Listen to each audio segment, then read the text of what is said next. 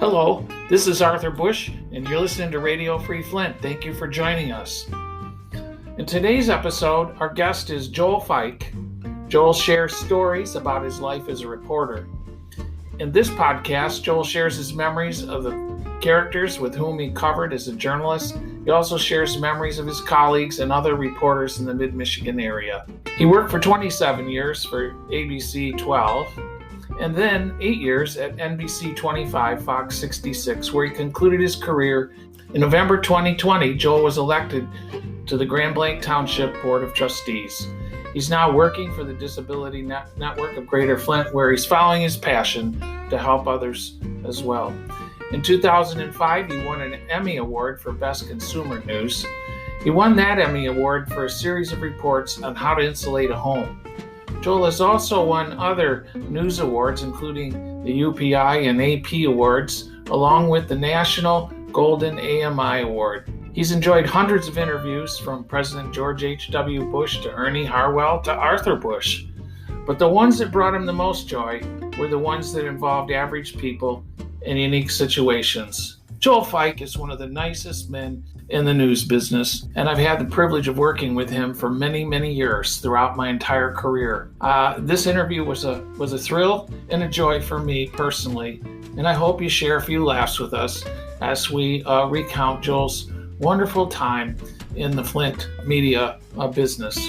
Joel and his wife Christine live in Grand Blanc with their son Lucas. We thank you and appreciate you joining us on Radio Free Flint. If you'd like to listen to other podcast episodes, please go to www.radiofreeflint.media. That's www.radiofreeflint.media. It's all free for now. Without any further ado, here's our rollicking interview.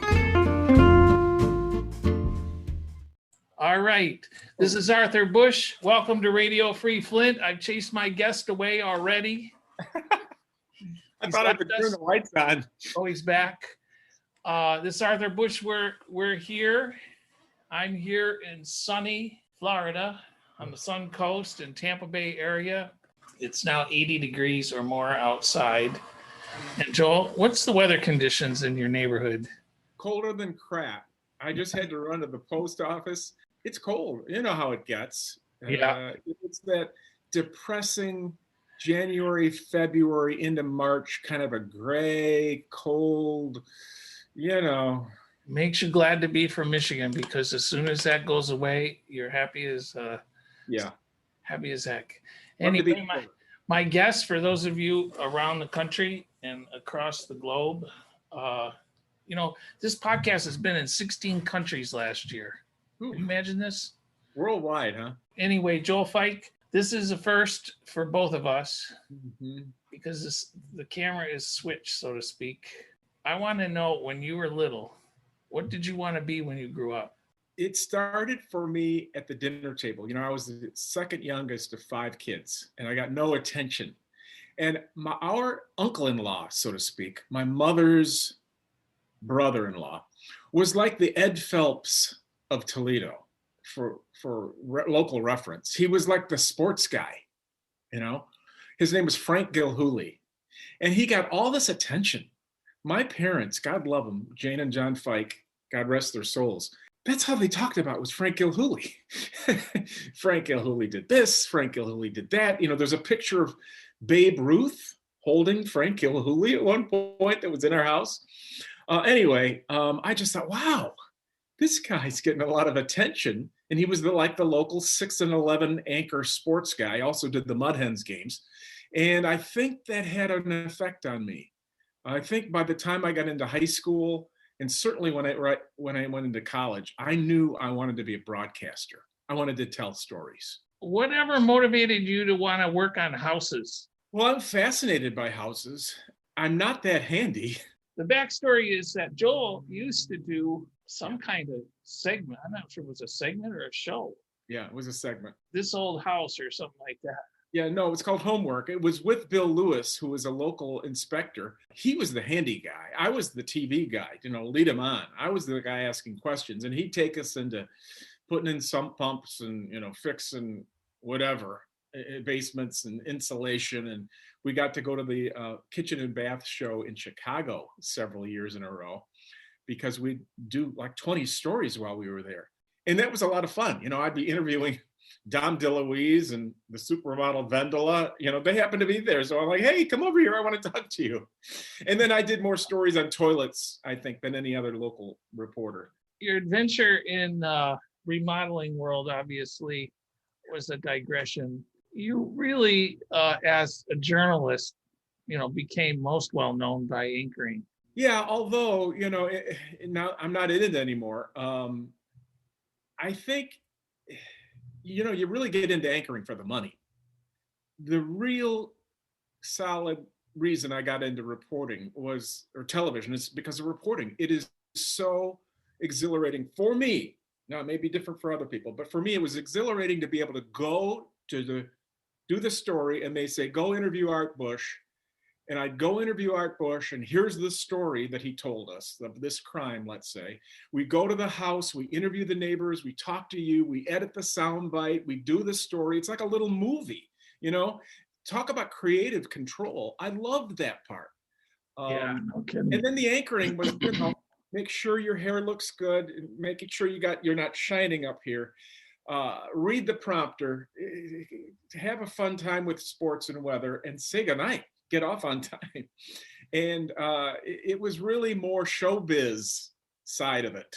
One of the things the public, I don't think, understands is that the people that are doing that kind of stuff, a lot of times when they're not doing that kind of stuff, they're writing what they're going to say. Right. You have to actually write it out, not like me. I just made it up. Right. No, it's all written out. We're selecting the stories all day long, or did. So there's a lot of writing. Every day we're writing. And then it gets dumped into the teleprompter. Right. How long did it take you to learn to read a teleprompter? Well, that was pretty easy, as long as you can see it. I wrestled with contacts. As I aged, my eyes got worse. And then sometimes you just couldn't read the print.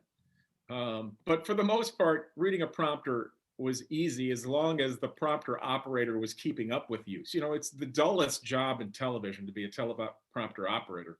And sometimes, your mind wanders. After an hour and a half, you're in there running this little controller and they're like, dude, stay with me, So, yeah. Where did you grow up? You grew up in Toledo? Yes. I went to Jesu Grade School, St. Francis de Sales High School, all boys Catholic, and went to the University of Toledo to do broadcasting. And also a University of Toledo graduate is David Layton. He really? went to law school at the University of Toledo. So yeah, I loved, I think I really blossomed in college. I think I was a bit of a nerd in high school. I really didn't know what I wanted to do or who I was.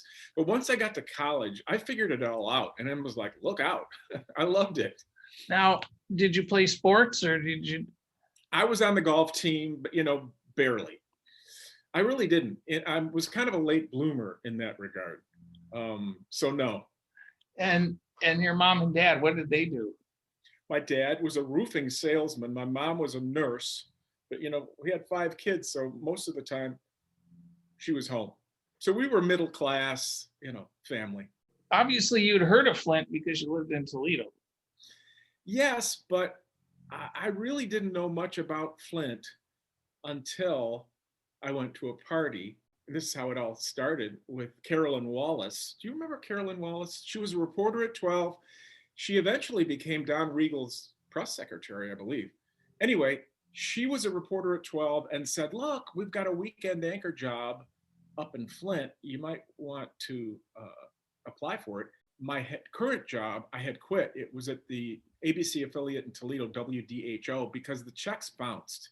I mean, we'd go to Toledo Trust to cash our check, and they said no. And I said, gotta go. I'm good. And so I had no job. And they said, there's this job open in Flint for a weekend anchor. Why don't you come up and apply? And I applied with this John Rayrauer, who was the news director, and he hired me. And I was there for 27 years. Your first job at Channel 12 was as an anchor? Yeah, they brought me in as weekend anchor. And I really was on weekends my whole life. I always worked weekends. You went from interning to working there, and then I assume you did reporting at some point. Yes. In Toledo, yes. Every kind, or Oh, of every kind. I couldn't be. so you weren't really trying to follow in your uncle's footsteps. No, because he was into sports. And I love sports, but I don't know if I could do sports. I much preferred news because there was so much more meat there, so to speak. There was so many better stories in news for me. Sports, tended to be a little bit of highlights and scores and highlights.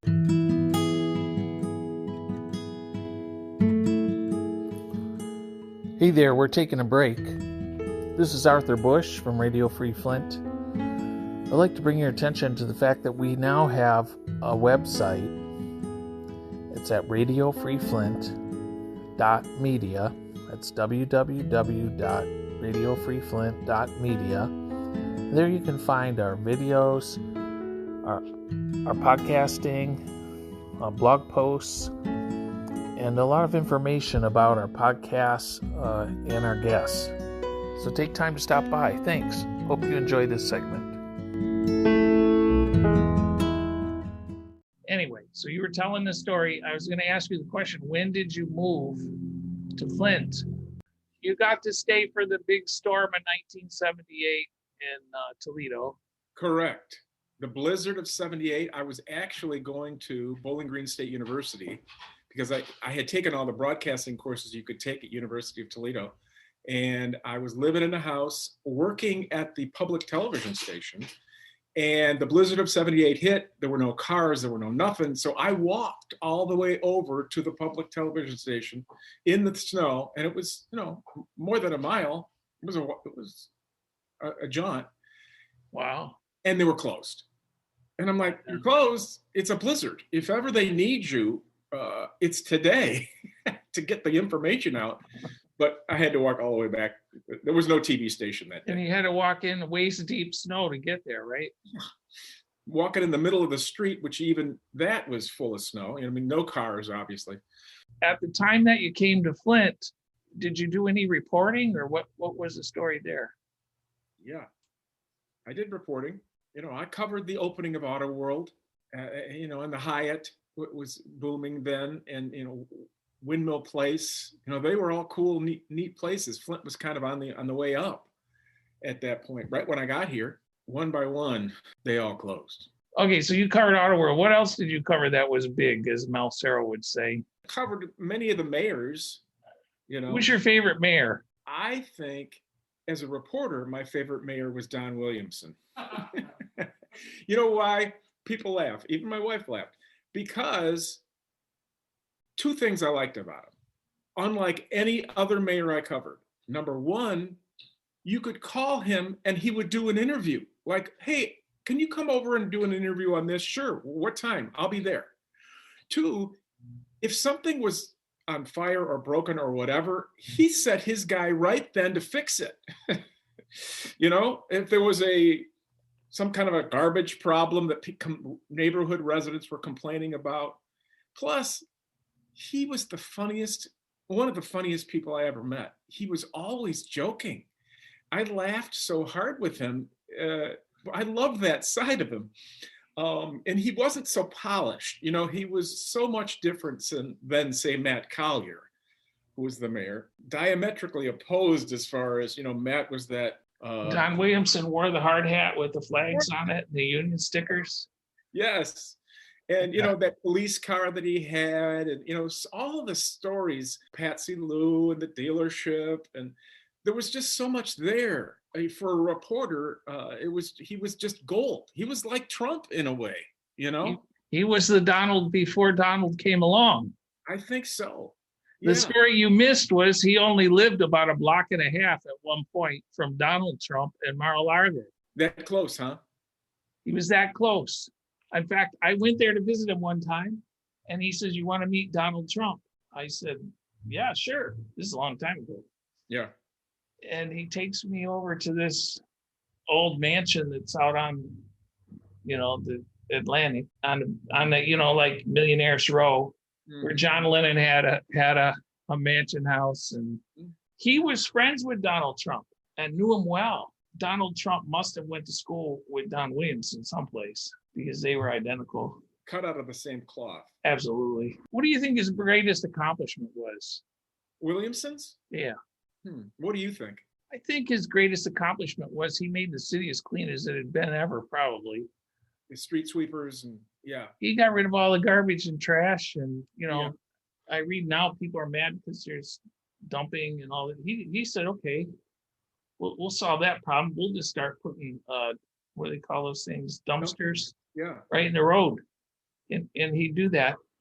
And what you missed, the story you missed was he owned the junkyard, Old Wolf's Junkyard on Grand Traverse. I'm thinking, how do you run for office buying dumpsters for neighborhoods? How's that work?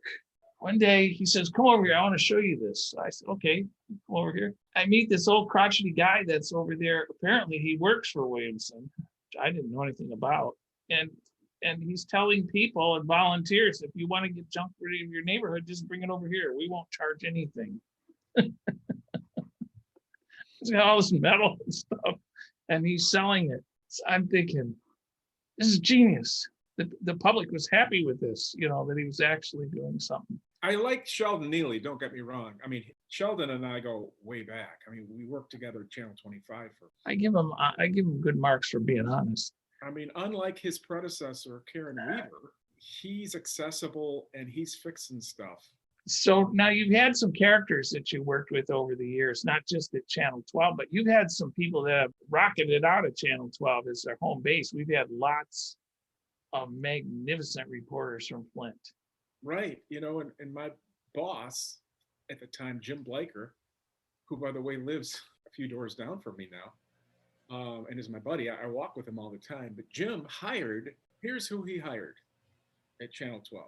Gabe Gutierrez, who is now a reporter on NBC News. Maureen Maher, who is on CBS Reports. Lindsay Davis, who is now the weekend anchor on ABC News, took over for Carol Simpson. And Reese Davis, who is on ESPN and very successful on ESPN. And I know I'm forgetting somebody. Diana Lewis's daughter, Glenda. Well, her daughter, Glenda, yes. Although, Glenda, was, I think, Alpena, Lansing, Flint, Detroit. I mean, she did all the, stops along the way. She was going to be successful. Just look out, An amazing anchor, Glenda Lewis. She ranks right up there in my books. BC, I don't know if she would go in that area either, but Who's BC, BC Only Erie was her name. Oh, yeah. She was coast to coast with Al Jazeera TV. I mean, they're not on the air anymore, but she was another great one that was hired by Jim.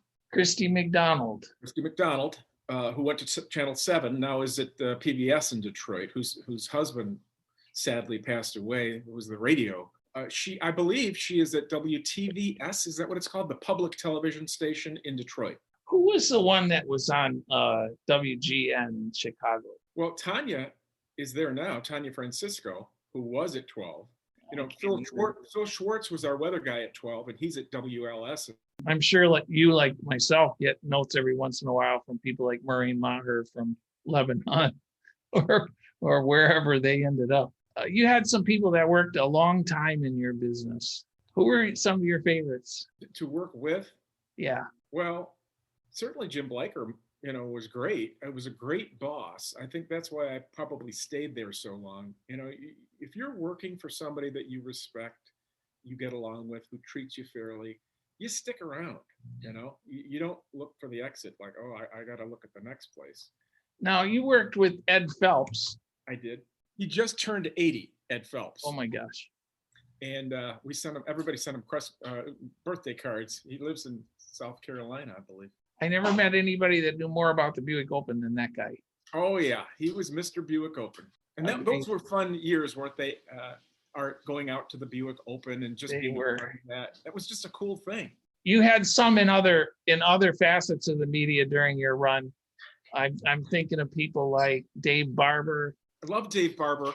I know, he's a controversial guy in retrospect, God rest his soul, but we were on the 8th floor of Hurley Medical Center when his mother was dying and my wife was dying, both of cancer.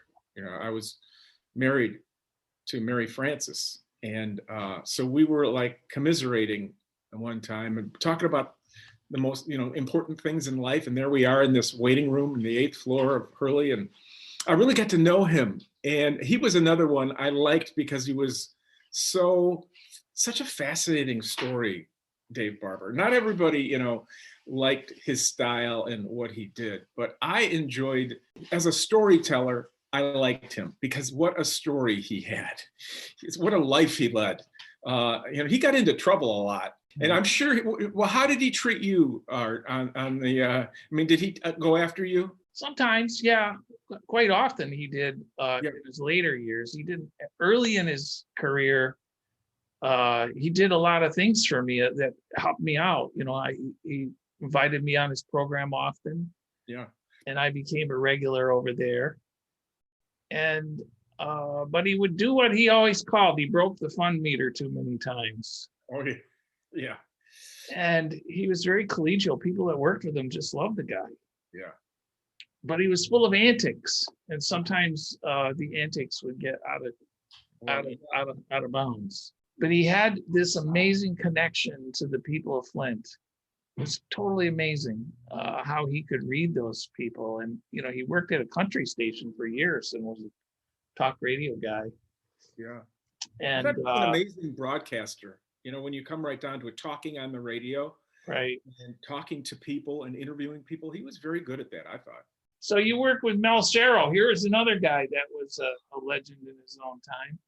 Just a hardworking, dogged reporter who, even though you work at competing stations, after a while, you're going to the same news conferences. You're going to Art Bush's news conference and you're there together, let's say. So you get to know those guys. And I miss Mel Serro, I must admit. Because he was one of the kindest, most decent guys that I met in the media, except Joel Feick, of course.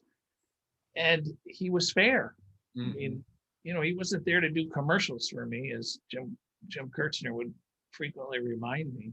For people who might not be familiar with that race, here was young Art Bush going up against a incumbent prosecutor who was very well liked, Robert Weiss, and really that was an upset win, won't you admit? There weren't many people that could have beat him at that point, I don't think. I just happened to be in the right place at the right time. But he was well liked in certain circles in Flint, but the public didn't really know him. We got 60% of the vote. It wasn't necessarily they liked me. They didn't like him. Yeah. By the end of that race. So I think that really had more to do with it. There was controversy and there was a trip or something. I don't know. Now, here's my question though to you. After you beat him, and then, he became a judge, right? He did. Yeah. I worked with him as a judge. I did. Now, were you guys like, how were you together? Or were you like, I hate him? Or were you like pretty cool? I never hated him particularly. Yeah. I didn't like I didn't like things that he had done as prosecutor. Mm-hmm. And now that he's a judge, I can't do anything about that anyway. I'm not running for that job. Yeah. I always had the theory, if you beat somebody in a race or somebody doesn't support you, be nice to them. They'd probably help you the next time, Yeah. And I didn't see any reason to be antagonistic to him. He respected me, I think, in the end. Right. It was a fun race, though. Oh, wow. It was a fun race. The infamous one with you on TV getting your leg bitten by a dog and us showing the wound or whatever it was. I couldn't believe that. That was a great story. Well, you don't see that all the time. It makes you a human being, I did get bit on the east side by a dog, fortunately right by my cousin's house. So I could go there and get treated. Mm-hmm. But it was what I liked about that story the most is it was at the A&W in Flushing. Yeah. What the hell is a prosecutor doing at the A&W in Flushing on television? There was nobody shot. There was none of this. But it was a funny story for sure. Now, did you have problems with Kurtzner? Did Mel have problems with Kirchner? Did you have problems with Kurtzner? Me? Yes. Hey, hold it. This is not your interview. This is my interview. I'm supposed to Right. ask you. That was my next question. Hold on here. Hold on. Jim was a magnificent reporter in many ways. He still is. He prefers to be investigative in his attempts. Mhm. He was good at finding public corruption. He knew those were going to be good stories to cover. What did you think of show business and the news? I guess, a lot of people prefer old school news. They just want to know what the facts are and not your spin to it, not for you to be getting in yourself enmeshed in the story itself. Yeah. Those ambush interviews, while I'm sure as the victims, so to speak, are they were awful, but from a sheer television standpoint, usually they're golden. It's great to watch somebody chase after somebody to try to get somebody to say something. The last one I did was with Rich Baird. Remember him? He was the Governor Snyder's right. man. And the police went, they're coming out of this meeting right at the beginning in Flint, from North Bank Center, and he wasn't going to talk to me. And I ran down the street after him, and it made for wonderful television. And everyone afterwards said, "Joel, that was so cool how you did that." And then to this day, he apologizes for not talking to me. I wouldn't have run after him had he not just said something. Dude, you're in the middle of this meeting that we weren't allowed in. What happened? That's all I really wanted to know. And he wouldn't say anything until I got him down at the corner in front of North Bank Center and said, "What happened?" And then he, after I chased him, did say something. So we just needed a soundbite. I don't care what you're saying. Tell me a little bit about the case, but don't give it away, and give me the flavor, whatever the facts are that you're allowed to say. We don't want to jeopardize anything, but we got to feed the beast every day. I'm sure you learned after you're on there and you saw what they used. They interview you for 15 minutes. They use 15 seconds or 10. And each time that 10, 12-second clip, what was similar about that every time? All right, well, then I'll start talking like that. I would like to tell you a couple of stories if we have a minute. There was contract stuff that they had to deal with. But for me, I knew I'd find something else. It was, we had it so good under Disney. When Disney owned us, we got free Disney tickets, and they just totally did not micromanage. They left us alone, and we did whatever we want. And the bosses, Tom Bryson was the general manager, and Jim Bleicher, the news director. What was your thought about, you spent 27 years there. That's a long time in your business. Today people don't generally spend a whole career in one spot. What was going through your head in terms of where you were going to go with your career? Well, I didn't know. I thought, wow, news is the only thing I know. What am I going to do? So I was approached by NBC 25, and they said, wow, you know what? We're building a new team. What do you think? And I'm like, what can it hurt? It's a job. I need a job. I needed to work. I had a wife and son and a house payment and all that stuff. So I worked as, on the morning show at NBC 25 at first, later anchoring at night, and same thing. And they poured the money in. Sinclair did at the beginning. They took us out of that god-awful building in Clio. Loved Clio, but boy, that building was just so far out. Where is this place? And then built us in an old Northwest tire store on Pearson Road. A brand new station, new from the ground up. Hired Bill Harris after me, and then hired other people, and we were legit for a little while there. And it was like brand new stuff, same market. So I was happy that I was working again. But then it got to the point where, how many times can you do that same story on the cold weather in your summertime pants that you forgot to wear the right pants to, and you're freezing your giblets off, saying it's cold out here and people are cold. You do that after year, and you just say, I got to do something else. So I said, I got to go. So I left on my own accord at NBC 25 and Fox 66. They brought in Dan Kildee and had a big proclamation and a little cake and, a video thing that they did. And it was very nice, unlike, my unceremonious exit from 12. But I still love the people at 12. Those are all your friends over there. and 25. So I feel like I did that.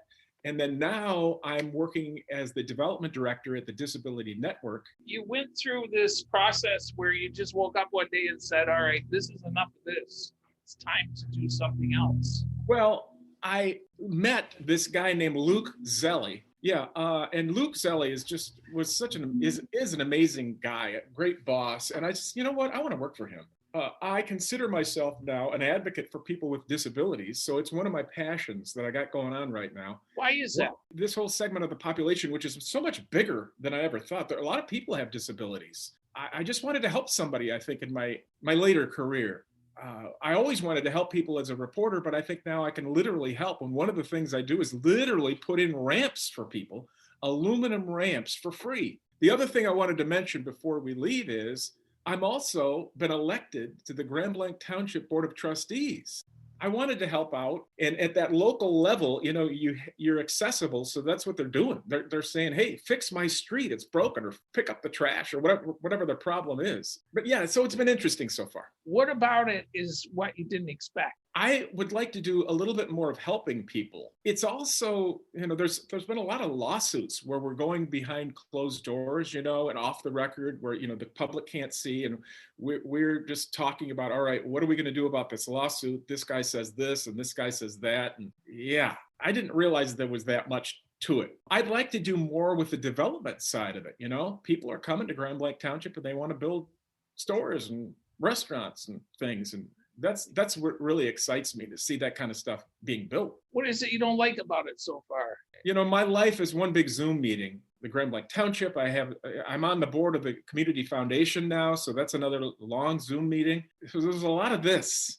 And, you know, after a while, it's like another meeting. What about the public? How do you think they relate to you now as, you know, you're well known, right? You have a hard time going in a restaurant when they open again without people wanting to talk your ear off. How do they relate to you as somebody that's supposed to fix a pothole in front of their house? Well, I think it helped during the campaign. You know, my campaign slogan was, "I like fight." And I had a whole Eisenhower little icon there, you know, with my picture. And, you know, it opened doors because they knew my name. We haven't gotten to the point where I've had a whole lot of interaction with constituents because of Zoom. You know, they'll come to the Zoom meeting. Had a few people who have called me and we've talked, and, you know, I've tried to solve their problem. I haven't had that much interaction, quite frankly, yet. But but what you say is true. People tend to know me, or they say, "Oh, are you Larry Elliott?" Or are you Bill Harris? For all these years, I don't know anybody that tried to put partisanship out in front of their job in the media. Most people, you know, if you ask me what party Mel Sarah was in, I couldn't tell you. Right, and that's what you're supposed to do. In your case, I have no idea what partisan affiliation you would take, or if you would take any at all. I registered as a Republican because I do espouse to the Republican beliefs of lower taxes, less government. I'm kind of, let's say, on the Mitt Romney side of the party. I'm not on the Donald Trump side of the party, I can tell you that. And I didn't vote for him. I voted for Hillary. You know, in the county ballot, you know, I voted for all the Dems because they're all my friends, you know. While I'm a Republican, I'm really more of an independent. I think when you get to my level, it doesn't matter your affiliation so much. Do you have any other goals? Well, eventually I want to retire. I love what you're doing. I think this is such a cool thing that you're doing, Art. You know, you can join me. Yeah, maybe something like that. I want to just do less. I'm, you know, I'm still involved in a lot of stuff. I would like to continue as the trustee of Blanc Township. Beyond that, I never thought I'd make it this far, quite frankly. So looking back at Flint, I'd love to be a snowbird, just like you. All right, so here's my question. How would you describe the city of Flint over that time? Not just yesterday or today, but just over the period of time. What were your general impressions as you walked away from the job? Well, I saw Flint at the end really of its highest when I was coming in. And it went downhill with the GM job loss. But I was always an optimist.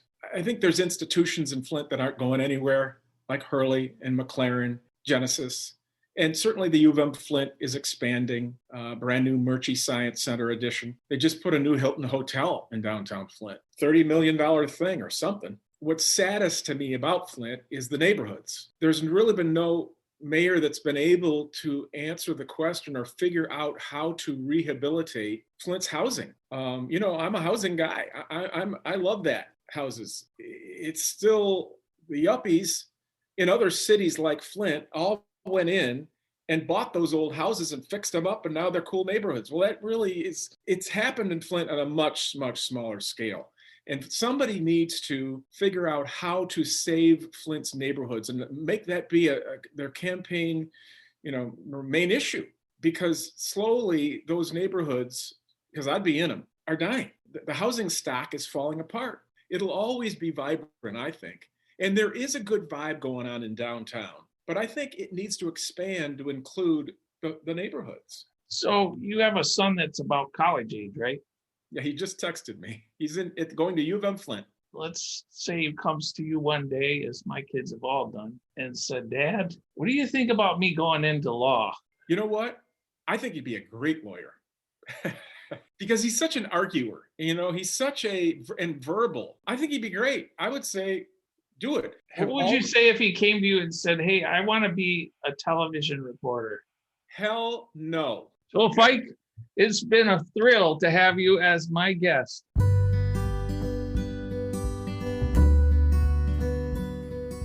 Well, that concludes our episode. Another adventure. Joel Feick, a great guest. Appreciate the fact that you've joined us, that you like our programs. If you would like to follow us on social media, we're available on Facebook, Instagram, and Twitter. You can also find us on our website at radiofreeflint.media. That's www.radiofreeflint.media. All of our podcast episodes are free. So join us there. Share with us. Subscribe to our podcasts. Rate us. It helps us to know what other programs to present. Until then, again, much appreciation for your support. This is Arthur Bush, Radio Free Flint. Goodbye for now.